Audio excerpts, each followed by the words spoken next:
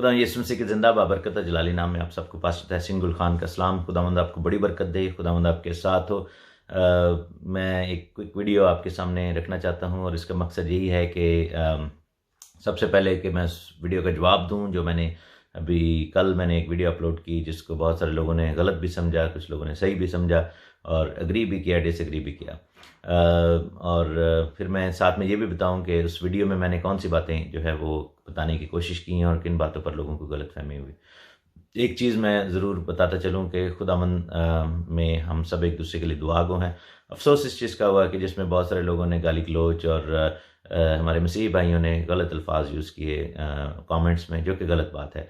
हमें अपनी तरबियत को, अपने मसीही इक़दार को, मसीही पहचान को नहीं भूलना। हमें ये नहीं भूलना कि हम मसीही हैं और हमारे अल्फाज जो हैं वो इस चीज़ को रिफ़्लेक्ट करने चाहिए जो हमारे माँ बाप ने हमारी तरबियत की है। अगर हम गाली गलौज दे रहे हैं तो दैट मीन्स कि हम ये साबित करते हैं कि हमारी तरबियत अभी ठीक नहीं हुई।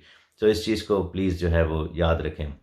दूसरी बात कि किसी भी ओपिनियन से एग्री करना या डिसएग्री करना ये हम सब का फ़र्ज़ है। इनटॉलरेंस जो है हमारे लोगों में नहीं होनी चाहिए। बर्दाश्त थोड़ी रखें हम एक दूसरे को। अगर कोई शख्स दूसरा पॉइंट ऑफ व्यू दे रहा है या एक और रियलिटी सामने लाने की कोशिश करे, एक और एंगल से सोचने की कोशिश करे, तो प्लीज़ उस पॉइंट ऑफ व्यू को समझने की कोशिश करें। और बहुत सारे लोग मैंने देखा है कि जो उस वीडियो को पूरे तौर पर नहीं, जिन्होंने देखा मेरी वीडियो को इंटायर शुरू से आखिर तक नहीं देखा, उन्होंने ज़्यादातर इस तरह की बात की है, सिर्फ डिस्क्रिप्शन पढ़ के और जिस तरह की बात की। हाँ, मैंने ये बात की और मैं समझता हूँ कि शायद जब मैं ज़्यादा बोल गया, जिसमें मैं अपनी इस गलती को तस्लीम करता हूँ। मैंने कहा कि दुआ बंद कर दें। ये चीज़ जो है ये मैं अपने अल्फाज वापस लेता हूँ, क्योंकि हमें वाकई दुआ तो जारी रखनी चाहिए। हमें एक दूसरे के लिए बरकत सलामती की दुआ मांगते रहना चाहिए और होप नहीं छोड़नी चाहिए। मेरा मकसद उस पॉइंट को ये करने का था क्योंकि हमने काफ़ी दिनों से जस्टिस फॉर आरजू के लिए हम दुआ कर रहे हैं कि हम उसके लिए जस्टिस चाह रहे हैं। उसके साथ बड़ी ज़्यादती हुई, अगवा हुआ है और जबरी तौर पर ये सब कुछ हुआ। तो मैंने ये बेसिकली ये कहने की कोशिश की थी कि इस पॉइंट के लिए दुआ बंद कर दें, क्योंकि कुछ जो वीडियोस मंजर आम पर आई हैं उस बेटी आरजू राजा की कि मेरे साथ जबरन कुछ नहीं हुआ, ये उसके बाद से हमें जो है उसकी रिकवरी के लिए दुआ ज़रूर करनी चाहिए। लेकिन ये कहना कि जी अगवा हुआ है, तो इसके लिए हमें थोड़ा सा सोचने की ज़रूरत है। बहरहाल एक और चीज़ जो लोगों ने मिसअंडरस्टैंड की है कि शायद मैं इस चीज़ को भूल रहा हूँ कि वो 13 साल बच्ची है। ऐसी बात नहीं है, वो 13 साल की बच्ची है। ये ज़्यादती है, हमें ये पता है। ये इस बात पे तो हम सारे एग्रीमेंट में हैं। मैंने इस चीज़ से इनकार नहीं किया। मेरी वीडियो को 10 दफ़ा देख लें, 1 दफ़ा देखें, 100 दफ़ा देखें। मैंने ये तो नहीं कहा कि वो बच्ची 13 साल की है और मैं इस चीज़ से एग्री कर रहा हूँ कि अब उसको छोड़ देना चाहिए। नहीं, ये कानूनन जुर्म है। ये पाकिस्तानी कानून की जो है वो धज्जियाँ बखेरने के मुतरादिफ है। और हम देखते हैं कि जो पहली मेरी वीडियो थी उसके एंड पे मैंने बड़ा क्लियरली बताया कि ये हमारी रियासत, हमारे रियासती इदारों, हमारे कानून नाफिज करने वाले इदारों, हमारे अदालती निज़ाम की जो है वो फेलियर है। ये गलत है, क्योंकि उस बच्ची के पास अभी राइट नहीं है कि वो इस तरह की डिसीजन ले। और जो पॉइंट मैंने बताने की कोशिश की थी वो ये था कि इस बच्ची की 13 साल की उम्र में इतनी मेच्योरिटी नज़र आ रही है और इस बच्ची ने इस तरह के बयान दिए हैं और अपनी माँ को जिस तरह धत्कारा, और माँ के बयान से जिस तरह पता लग रहा है कि वो भूरा नाम का जो शख्स है वो गुंडा है और वो बदमाश टाइप है और वो इस तरह के घरों में आना और तोहफे तहफ़ देना और बच्चों का इनके घर जाना, क्योंकि ये पड़ोसी थे और ये उनके साथ ईदें भी मनाते थे, शबरात, और ये सब कुछ पता चला कि वो जाके सजावटें करते थे, उनके घरों में बड़ा क्लोजनेस थी। तो ये चीज़ें जो थी वो उस चीज़ पर नज़र रखनी चाहिए थी। अगर वो शख्स मशहूर था कि वो गलत सोच का मालिक है, तो फिर क्यों इस चीज़ को अलाउ किया गया।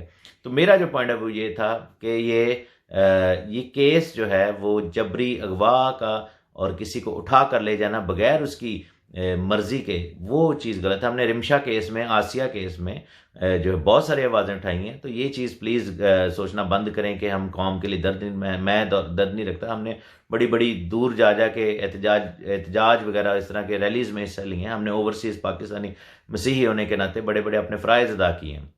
और इवन इस बच्ची के लिए भी, अगर आप मेरी फ्राइडे की हमारा लाइव प्रोग्राम देखें तो हमने बड़ी दुआएं की हैं और हमने बहुत ज़्यादा दुआ में इस बच्ची के लिए इसके हाथ उठाए हैं। लेकिन अफसोस जिस बात का हुआ कि वो ये था कि जो इस तरह के बयान सामने आए। मैं कहता हूँ कि चलो अगर प्रेशर में ये हुआ भी इस तरह के बयान, लेकिन जब अपनी माँ को सामने देखा है तो बंदा एक दो आंसू बहाता है और वो रोने लग जाता है, परेशान हो जाता है, और उसके चेहरे से पता लगता है कि उससे ज़बरदस्ती ये बयान दिलवाए जा रहे हैं। लेकिन हम लोगों ने जजमेंट जो है वो खुद अपने हाथ में ले ली कि जी ज़बरदस्ती हो रहा है। ऑन दी अदर साइड जो लम्हा फिक्रिया था कि अगर ज़बरदस्ती नहीं हो रही, क्योंकि मेरा पॉइंट ये था कि ये अगवा का और ये जबरन शादी का केस नहीं है, ये मिस एजुकेशन का केस है, ये ग्रूमिंग का केस है। उस शख्स ने कितने अरसे से उस बच्ची की ग्रूमिंग जारी रखी थी। ये जो वीडियो के बयानात आए हैं ये सिर्फ 2 दिन या 2 वीक का काम नहीं है।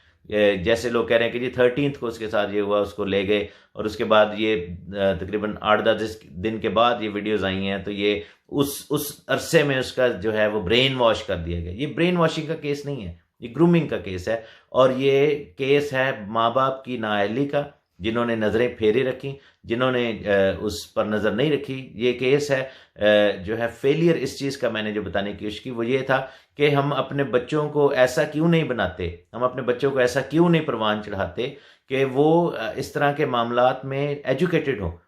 फ़र्ज़ करें एक बच्चा माइनर है, एक बच्चा नाबालिग है, तो माँ बाप को चाहिए कि बच्चे के साथ बात करें, उसको समझाएं कि कोई भी शख्स आपको अप्रोच करे, वो किस तरीके से, अगर आपको वो गिफ्ट्स दे रहा है या इनअप्रोप्रिएटली टच कर रहा है तो आपको कैसे रिस्पॉन्ड करना है, और फ़ौरन अपने माँ बाप को ये बात बताई जाए या किसी बड़े बहन भाई के साथ शेयर की जाए। ये एजुकेशन देना बड़ा ज़रूरी है बच्चों को। और दूसरी बात यह है कि हमारे बच्चे मज़हब में भी इतने तेज़ और शार्प हों, ताक हों कि कोई शख्स जो है उनको इनअप्रोप्रिएटली अपने मज़हब की तरफ राग़िब करे तो उनको पता हो कि उनको कैसे जवाब देना है। ये जो पॉइंट मैंने अपनी वीडियो में बताने की कोशिश की थी कि हम नॉमिनल क्रिश्चियंस रह के सारी ज़िंदगी जो है वो गुजारेंगे तो इस तरह के केसेस सामने आते रहेंगे, बिल्कुल आते रहेंगे। ये इस चीज़ पे हमें मुत्तहिद होने की ज़रूरत है। और लोगों ने कहा जी मैं कौम जो है एक झंडे थले आ रही है और कानून साजी हो रही है। मेरा जो पॉइंट है वो ये है कि हम इस बात के सपोर्टिव हैं कि कानून साजी होनी चाहिए और ये सिलसिले बंद होने चाहिए, लेकिन ये सिर्फ एक हिस्सा है उस प्रोसेस का। दूसरा हिस्सा जिस पे मैंने पॉइंट उठाने की कोशिश की वो ये था कि इस तरह के वाक़यात होने ही नहीं चाहिए। जब भी कभी ऐसे, हाँ देखें, किसी दरिंदा सिफ्त इंसान की सोच को पकड़ा नहीं जा सकता, सो कानून साजी जो है वो उस पॉइंट को, उस चीज़ को एड्रेस करेगी कि कोई भी शख्स बेगैरती में, अपने जुल्म में, दरिंदा सिफ्त सोच में अगर कोई किसी को अप्रोच करता है या किसी को ज़बरदस्ती उठा के ले जाता है, चाहे वो मसीही हो, चाहे वो मुसलमान हो, सिख हो, बाकी माइनॉरिटीज़ को भी हमने सामने रखना है, तो वो ज़्यादती है। हिंदू लड़कियों के साथ भी यही किया जा रहा है सिंध में, ठीक है ना। तो ये ज़्यादती है। माइनर्स को फोर्सफुली, जबरी जो है वो कन्वर्जन, इसके ऊपर तो कोई दो राय नहीं है। क्यों आप लोग ऐसे सोचते हैं कि जी मैंने इसके ऊपर पॉइंट जो है वो नहीं उठाया? नहीं, ये बात नहीं है। वो एक पॉइंट है, उससे वो रास्ता तो बंद होगा इस तरह के लोगों को। और आप पाकिस्तान में देखें बच्चियों के साथ जो रेप हो रहा है और इस तरह की चीज़ें, उसके ऊपर भी कानून साजी हो रही है, तो ये बड़ी अच्छी बात है। लेकिन ऑन द अदर साइड जो दूसरा पॉइंट ये है कि हमें अपने आप को भी देखना है, अपने कौम को भी समझाने की ज़रूरत है, अपनी कौम को भी एजुकेट करने की ज़रूरत है। ये पॉइंट मैंने उस वीडियो में रखने की कोशिश की जो कि लोगों को पसंद नहीं आया। आईना दिखाना पसंद नहीं आता, ये अच्छी बात नहीं है। ये तामीरी तनकीद जो होती है उसको समझना चाहिए। ये चीज़ हमें सामने रखने की ज़रूरत है कि हमें ये देखना होगा कि कल को कोई भी और बच्चा बच्ची जो है वो इम्प्रेस ना हो। हमारे बच्चे जो हैं वो मसीही होने पर फ़ख्र करें, जैसे पतरस ने अपने ख़त में कहा कि कोई मसीही होने के बायस शर्मिंदा ना हो, शर्म ना फील करे।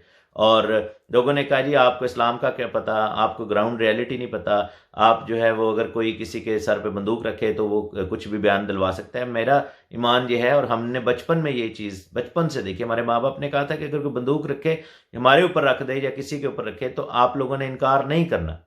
जो मैंने पॉइंट उधर उठाने की कोशिश की थी कि माँ उसको जो है वो गुड़िया याद करा रही है, उसको पेस्ट्रियाँ याद करा रही है, लेकिन उसको संडे स्कूल क्यों नहीं याद करा रही, उसको बाइबल की आयत क्यों नहीं याद करा रही, उसको यीशु मसीह नासरी का नाम क्यों नहीं याद करा रही, उसको ये क्यों नहीं कह रही कि बेटा तुम यीशु से प्यार नहीं करते, तुम अपने खुदावन से प्यार नहीं करते, तुम मसीहियत से प्यार नहीं करते, क्या तुमने सीखा नहीं है? कलाम तुम्हारे हाथ में हमने नहीं दिया।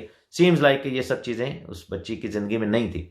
हाँ, इसी वजह से, क्योंकि वो गैप था, तो वो इस्लाम को मसीह से बेहतर समझ रही है, जो कि नहीं ऐसे होना चाहिए। हमें अपने मज़हब पर, हमें अपने ईमान पर फ़ख्र होना चाहिए और हमें इसको डिफेंड करना आना चाहिए। मेरे अपने मेरे जो वालिद साहब थे वो मुसलमान से मसीह हुए थे। हमारे दाद के अभी भी मुसलमान हैं। जब हम छोटे थे हम पर भी बड़े प्रेशर्स थे, हमारी मुलाकात होती थी और हमें दावत दी जाती थी, और स्कूल्स में हमने बहुत इस चीज़ को, कॉलेज में चैलेंजेस को सामना किया, लेकिन हम हमेशा उस चीज़ को डिफेंड भी करते थे और उनको बताते थे कि किन रीजंस की वजह से हम मसीही नहीं होंगे। बहन गजाला शफीक ने बड़ी अच्छी बात की। उन्होंने कहा कि जो 13 साल का बच्चा है वो अगर लाइसेंस मांगे और वो महारत भी हासिल कर ले और वो ज़िद्द करे तो जो है वो हम उसको लाइसेंस तो नहीं दे देंगे। बहन ने बहुत अच्छी बात की, लेकिन मेरा पॉइंट ये कहना है कि हमें ये भी सिखाना चाहिए 13 साल के बच्चे को कि भाई 13 साल की उम्र में इस तरह का काम नहीं करना चाहिए। सो हम इस चीज़ को ये भी बताएं, ये एजुकेशन की ज़रूरत है कि वो बच्चा इस तरह का काम करे क्यों। ये जो दुख है इस चीज़ का, वो वीडियोस देख के जो खौफ आया, खुदा करे कि वो बच्ची जल्द बाजियाब हो, अपने वालदैन के पास आए, लेकिन उसकी एजुकेशन के लिए हम दुआ करते हैं कि वो ये ना सोचे कि बस मैं अभी 13 की हूँ, मुझे मजबूरन वापस आना पड़ रहा है, और 18 की होंगी तो मैं वापस उधर ही जाऊँगी क्योंकि मुझे वो ज़्यादा ऑप्शन बेहतर लग रहा है। बेहतर यही है कि हमें जो है वो दुआ करनी चाहिए कि उस बच्ची की रिकवरी हो। हाँ, नेक्स्ट वीक मुकदमे की सुनवाई है, बहुत सारी चीज़ें सामने आएंगी। दुआ यही है कि खुदावंद इस बच्ची को रिस्टोर करे, उसके जहन को बदले। ये दुआ ज़रूर करें कि उसके जहन को खुदावंद बदले और मसीहियत में वह फ़ख्र महसूस करे और इस गलत सोच से बाहर आए, और उनके माँ बाप के लिए दुआ करें और बाकी मसीह कौम के लिए हम दुआ करें कि हम अपने बच्चों की तालीम और तदरीस करना शुरू करें बेहतर चीज़ों के ऊपर, बेहतर लाइन्स के ऊपर, ताकि हम दोबारा इस तरह के केसेस को सामने ना देखें। बहरहाल कौम यूनाइटेड है, हम भी यूनाइटेड हैं, हम सारे यूनाइटेड हैं, कानून साजी के लिए यूनाइटेड हैं, लेकिन आइए यूनाइटेड हों बच्चों की तालीम और तरबियत के लिए भी, मजहबी बुनियाद मजबूत करने के लिए भी यूनाइटेड हों, और कलीसिया, पास्टर्स, वालदैन, रियासत, इन सब को मिलकर अपना अपना फ़र्ज़ अदा करना पड़ेगा, क्योंकि ये जो केस है ये इस चीज़ का फेलियर है सो फार, क्योंकि ये हम सब ने उस बच्ची को फेल किया है। काश हम उस बच्ची को अच्छा सब कुछ दे सकते जिसकी वजह से वो बच्ची जो है वो अपने मज़हब को, अपने ईमान को और अपने माँ बाप के साथ रहने को और मसीही होने पर फ़ख्र करती, और ना कि इस तरह के फ़ैसले करती। खुदावंद आप सबको बड़ी बरकत दे। आमीन।